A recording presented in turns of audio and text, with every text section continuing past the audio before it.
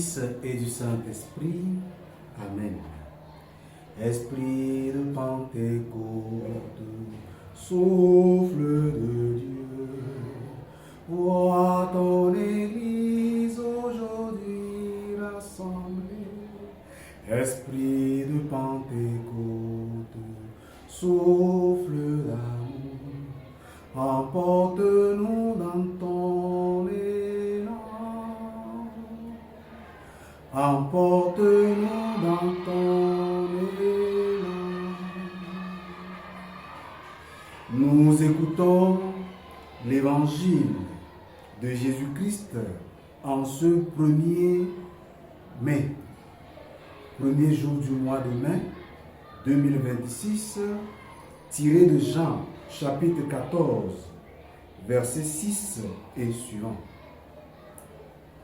En ce temps-là, Jésus disait à ses disciples, que votre cœur ne soit pas bouleversé.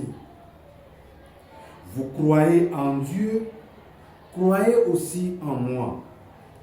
Dans la maison de mon Père, il y a de nombreuses demeures. Sinon, vous aurais-je dit, je pars vous préparer une place.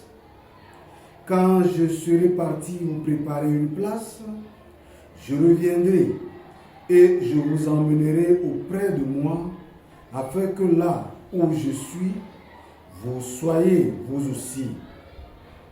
Pour aller où je vais, vous savez le chemin.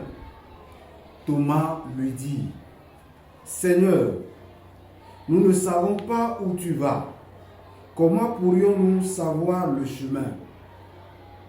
Jésus lui répond, moi, je suis le chemin, la vérité et la vie. Personne ne va vers le Père sans passer par moi. Acclamons la parole de Dieu. Louange à toi, Seigneur Jésus. Bien-aimés dans le Seigneur, bon mois de mai à nous tous.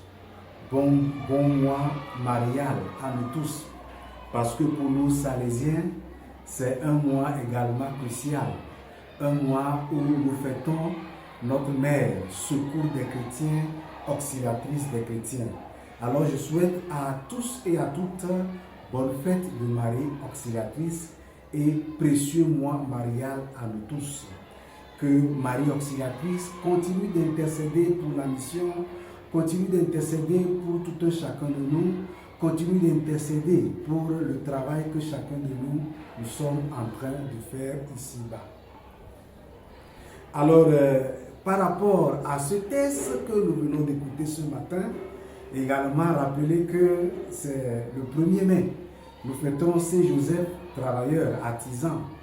Et je souhaite également une bonne fête à tous ceux qui œuvrent dans le monde et continue pour achever la création comme Dieu nous l'a demandé au début de la création.